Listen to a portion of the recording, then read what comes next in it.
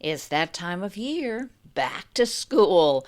And just to get you ready, we are reprising some of our favorite episodes set in classrooms. Up first, it's a rather unusual British school, and it's definitely not Hogwarts. There are World War II tunnels under the floors, and most of the classmates turn out to be Himalayan orphans. Oh, and there's just one girl at this school, Millie. Give a listen to Ribblestrop. It's the book club for kids. It's a book club for kids. It's the book club for kids. It's the book club for kids podcast. Hi, I'm Kitty Felde. This week we head off to a particularly dangerous English boarding school, the kind that might give parents nightmares. I'm not speaking for all moms and dads, but if a little bit overprotective mom or dad was reading this book, I think they would be bothered by it. Writer Andy Mulligan says Ribblestrop was inspired by a stroll past an ancient ruin. We just started speculating as storytellers, really, what kind of school we'd build and what kind of insane parent would entrust their child to our care. Our celebrity reader is Peter Sagal, a wonderful writer himself and the host of NPR's quiz show, Wait, Wait, Don't Tell Me. I should say, boys, that rum is a tradition at the finest schools. And as the heating system here is primitive, well, a tot of rum keeps out the chill. Captain Scott served it on his way south, and it certainly kept me going in the Himalayas even after we lost the tents. This is the Book Club for Kids, the podcast where middle grade readers talk about books. We'll tell you how you can be on the show a little later on. But first, our panel of readers at Watchung Booksellers in Montclair, New Jersey. Carolina Lucas, Jack Lappin, Eleanor Fitzgerald. Now, Ribblestrop is one of those books with a lot of plot, so why don't you guys try to sum it up? From my point of view, I think a book is about a boy whose parents sent him to boarding school, and then during the middle-ish, when they're all cozy in the school, they find out underground laboratories under it, and a shed burns down, and there's a wild car chase, and finally it ends happily with they're all happy. They all go to like this weird boarding school without a roof, and then in the beginning there's a lot of stuff happening, and then they play soccer, and people get injured, but they don't actually go to the hospital or anything. They kind of fix them in the kitchen, which is kind of creepy. And then they found out there was an underground laboratory from the war, and then they are talking about a kid who they thought ran away and went home, but turns out he was actually living in one of the tunnels underground, and they have to save one of the boys from getting being made into a robot or something, and then they save him, and then it's the end. How would you describe this book? Suspenseful and exciting and kind of scary at some points. Yeah, I want to talk a little bit about this book because you mentioned people kept ending up in the hospital, which was just the kitchen where they were taking care of. It seems extremely dangerous, this particular school and this particular book. In the underground laboratories where they drill into the children's head, I'm not even sure that would be legal, even if it was during World War II. Let's get a feel for this strange boarding school by hearing some of the welcome speech from the headmaster. And since we're here in New Jersey, our celebrity reader is a native of the Garden State. Peter Sagal is a playwright and the host of NPR's very popular weekly quiz show, Wait, Wait, Don't Tell Me. Science lessons, yes. Science lessons will be underway in the very near future. We await the arrival of 2 new teachers, one of whom has already made her name in learned journals around the world. Professor Worthington is to be in charge of science. She is currently gathering electrical equipment in Scandinavia and hopes to be with us directly. Captain Rutan raised a finger. Might be worth mentioning the brethren, sir. Oh, yes, indeed, the brethren. What about them? The vow, sir!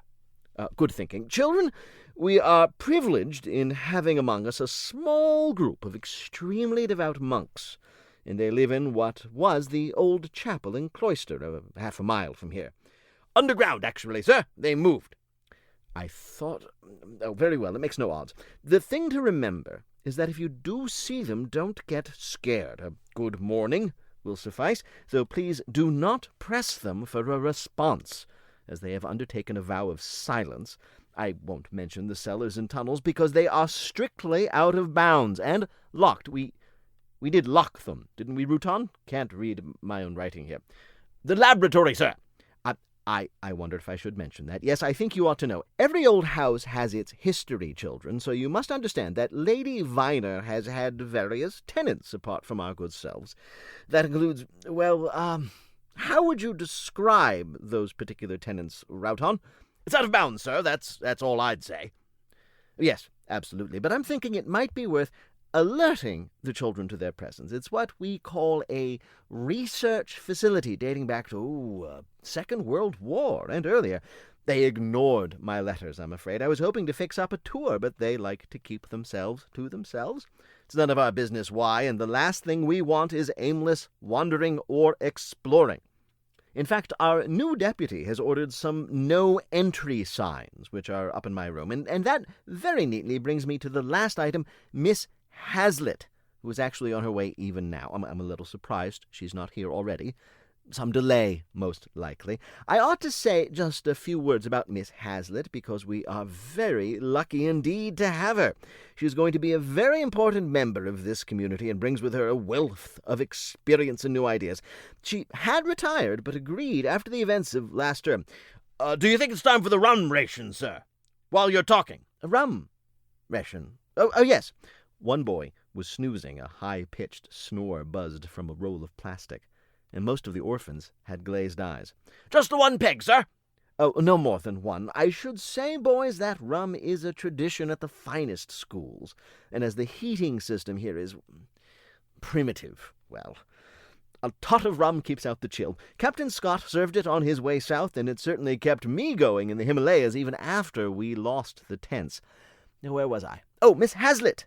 Yes, on her way. So, we'll sing the school song, which means I am required to teach it to you. I wrote it myself last night. It is a work in progress, so to speak. So, stand up, everybody. Could you dish out that pile of papers, Anjoli? Watch out for the mud. It's a bit slippy. Now, the tune may be familiar. You'll soon pick it up. First line, after me. Don't be shy. Ready? Ribblestrop, Ribblestrop, precious unto me, this is what I dream about and where I want to be. The words may change, but this is the first draft. Early in the morning, finally at night, Ribblestrop, I'll die for thee, carrying the light. Or possibly fighting the good fight, we'll see which one fits best. No more verses yet, so feel free to submit ideas.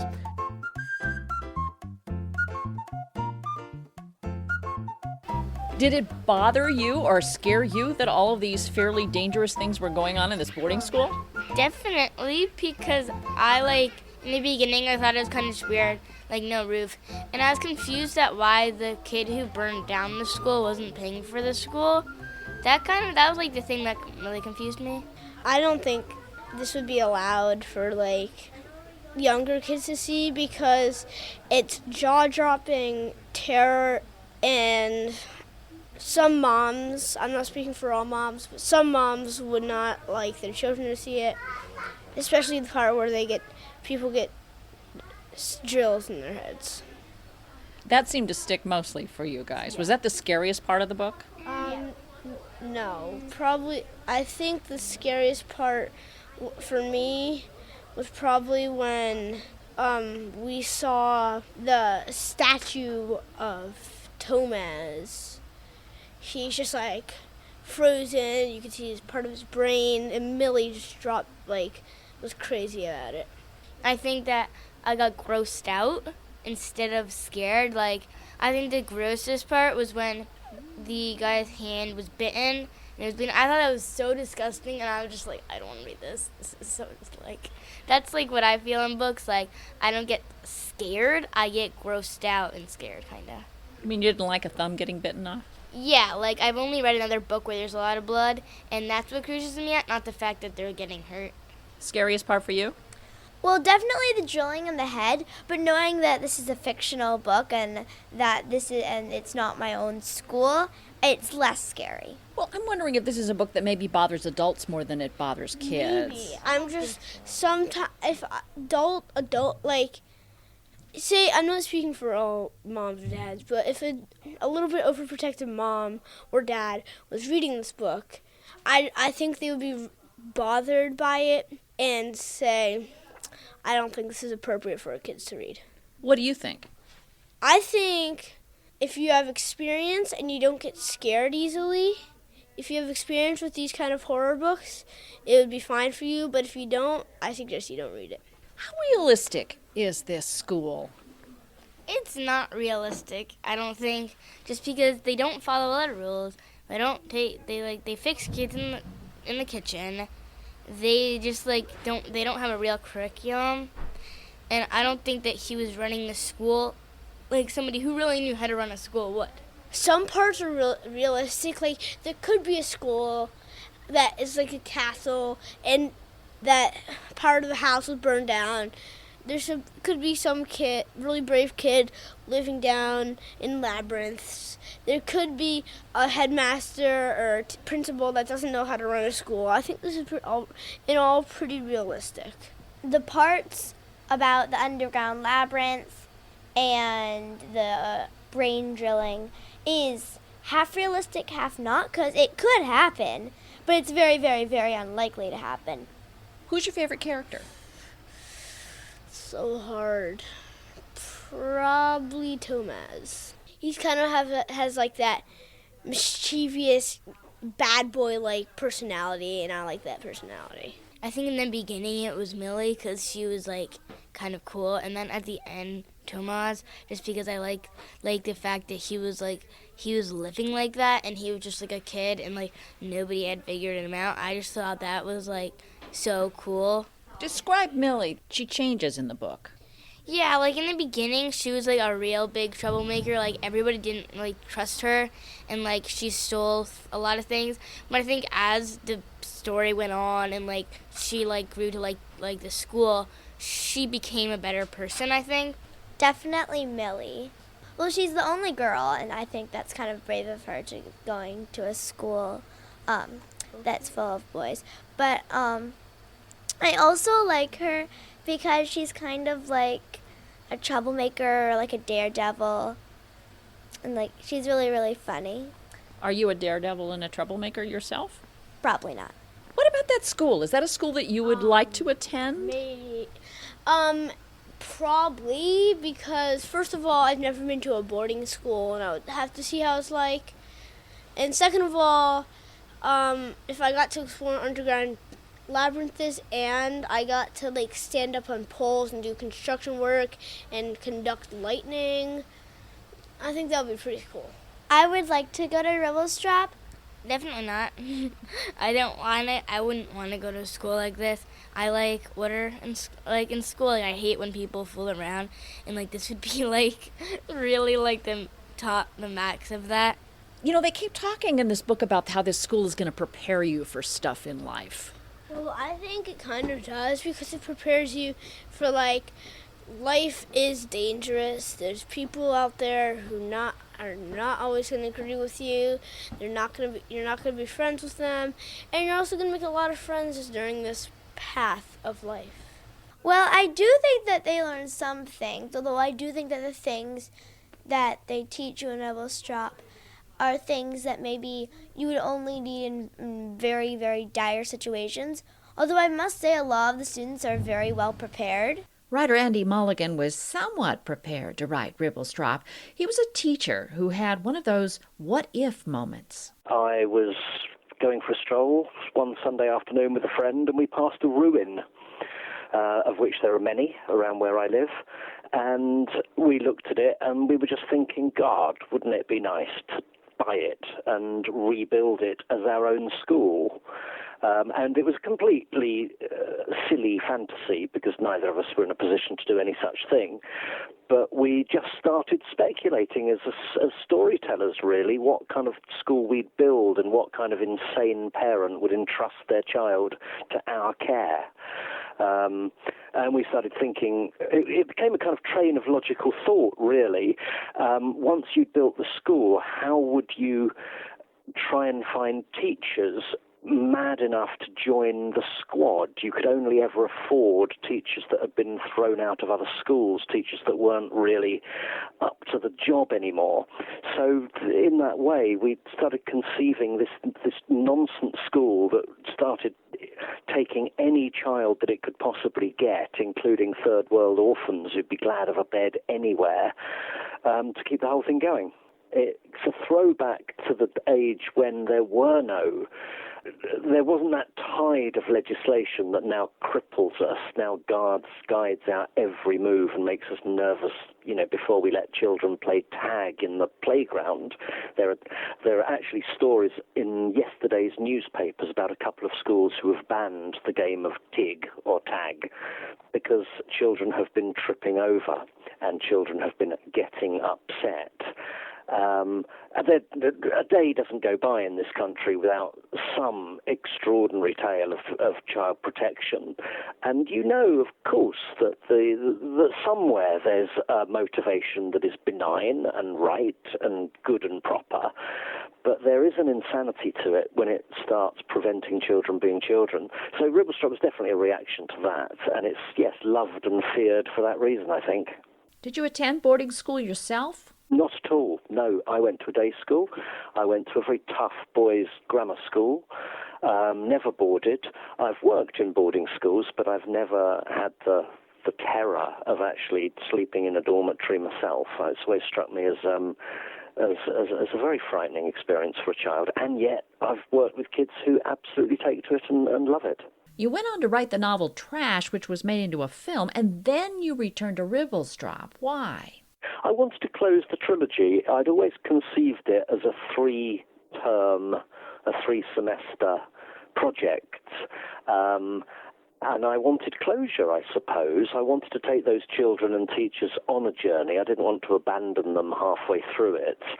And I wasn't sure whether the trilogy was going to end tragically in that finally the forces of law and order would destroy the school and close it down, or whether the school would in some way prove itself and become a kind of beacon. And it was the second thing that happened. I did write the first version, but my publisher sent it back and said, please don't end on such a downbeat note. Let's finish with triumph.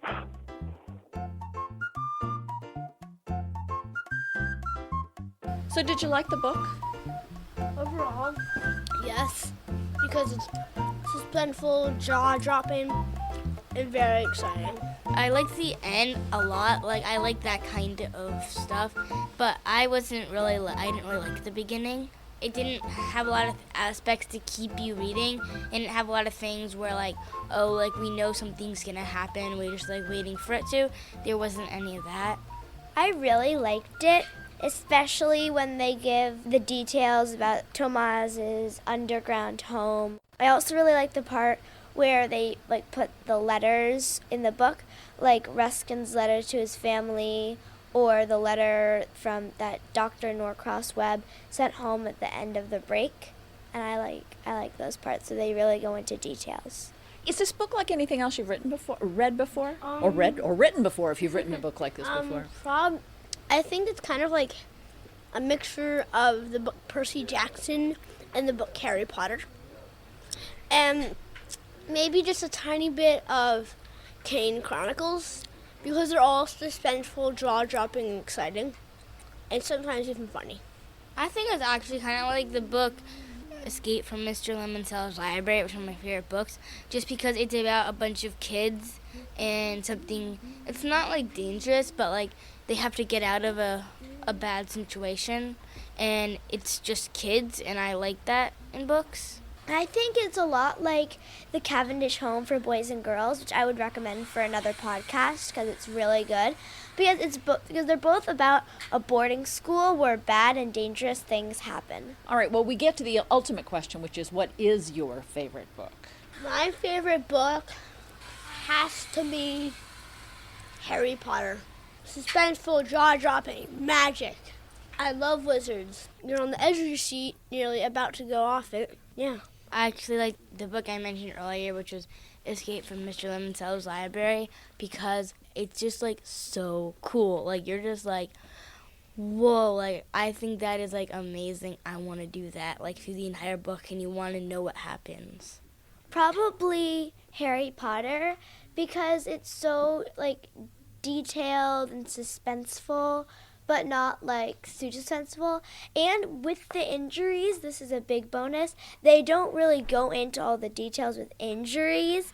They just say, this person got injured, or this person broke their arm, or stuff like that. Because if you go into the details with injuries, no one's going to want to read the book. What about you, Andy Mulligan? What is your favorite book? My favourite book? Oh, it changes fairly frequently, but I would say at the moment I'm rereading The Boy in the Striped Pajamas. That might still be my favourite book.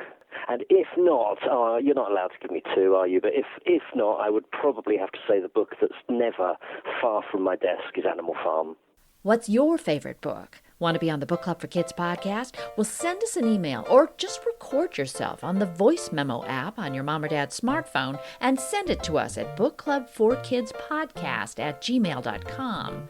You just give us your first name, the city where you live, the name of the book you love, and why you like it, and email the voice memo to bookclub4kidspodcast@gmail.com.